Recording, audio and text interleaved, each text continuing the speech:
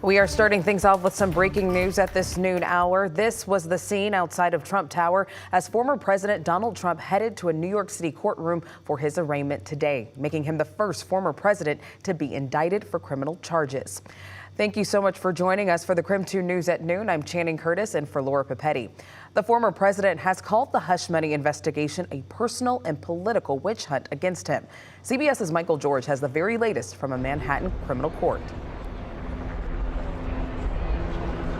Is standing before a judge facing criminal charges in connection with hush money payments made to an adult film star in 2016. The charges relate to falsifying business records pertaining to that payment. What the prosecution is going to have to show is that the former president formed the intent to commit or conceal another crime. Trump's motorcade left Trump Tower earlier Tuesday, arriving at the courthouse amid tight security. Across from the courthouse, police have tried to separate pro and anti-Trump protesters. Now, these planned protests don't have a permit, which means that police can declare an unlawful assembly if things get out of hand. Georgia Congresswoman and Trump ally Marjorie Taylor Greene called the proceedings an injustice. Donald J. Trump is innocent. This is election interference. And anti-Trump demonstrators say justice has been a long time coming. It's really satisfying as a New Yorker to see him finally see the inside of a courtroom and face a judge like every other criminal. Trump's lawyers say they'll fight the prosecution in court. Once back in Florida, the former president plans to hold a rally with invited guests tonight at his Mar-a-Lago estate. Michael George, CBS News, New York. Sticking with our top stories right now, today jury selection continues in the trial of Lorivalo. She's on trial for the murder of 2 of her children who went missing more than 3 years ago. The jury selection started at about 9:45 yesterday morning and lasted all day. Now, the court live streamed jury selection to protect the potential jurors' identities. The court sent out initial instructions and information about the case to 1,800 people in Boise. Yesterday, the defense and prosecution went through 3 panels of potential jurors. They asked each panel about how familiar they are with the case and other personal questions, dismissing several jurors from each panel for different reasons.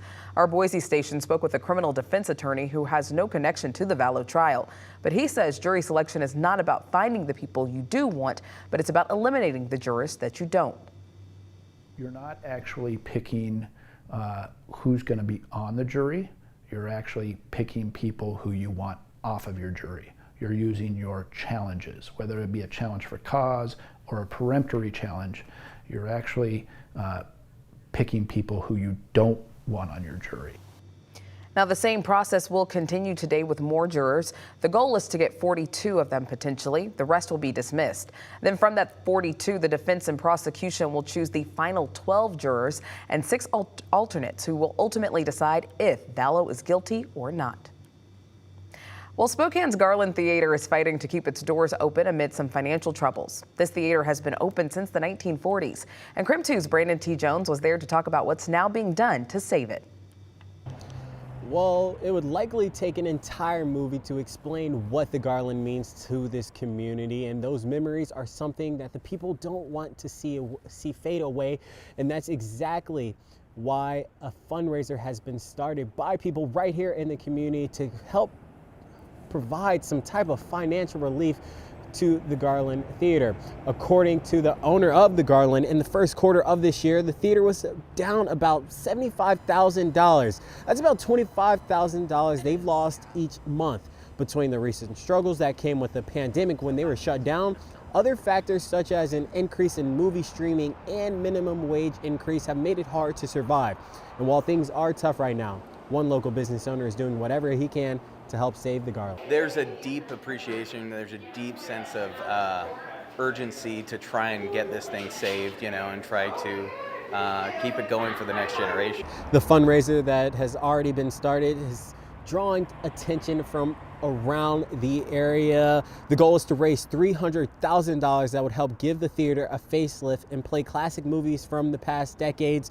And as of this morning, they've raised nearly $18,000. That's a number that's continuing to rise. And if you want to go ahead and support them as well, they have an Instagram page called Save the Garland. Reporting on scene in Spokane, Brandon T. Jones, KREM 2 News.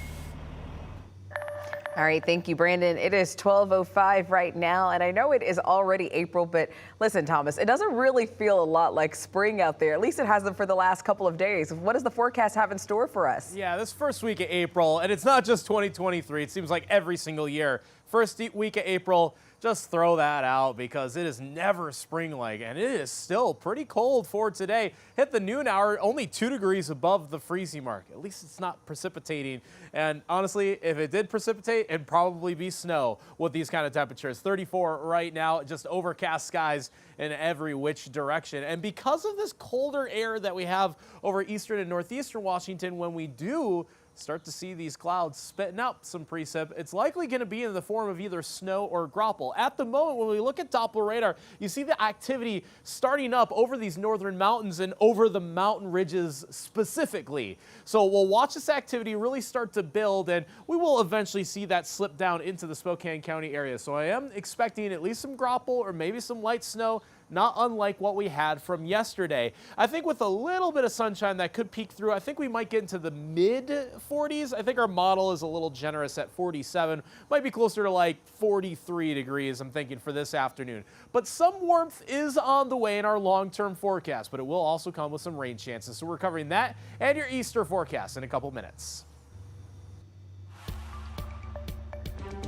New research shows forests are not recovering from wildfires the way they used to. Researchers say this is all because the fires are too big and just burn too hot, and that the seeds needed to regrow the forests are often destroyed. It turns out that if you have even one really dry, hot year after a fire, in the first 5 years after a fire, usually means very little regeneration. The seedlings die. They're pretty sensitive. New research suggests that reducing the size and intensity of wildfires will be key in keeping our forests. The way to do that is to reduce fuels through prescribed burns. In the meantime, the Northern Lakes Fire Department began training its largest class of recruits ever. The 13 new recruits were hired last month. Now, once they graduate from training, they will serve the greater Hayden, Rathdrum, and Twin Lakes areas.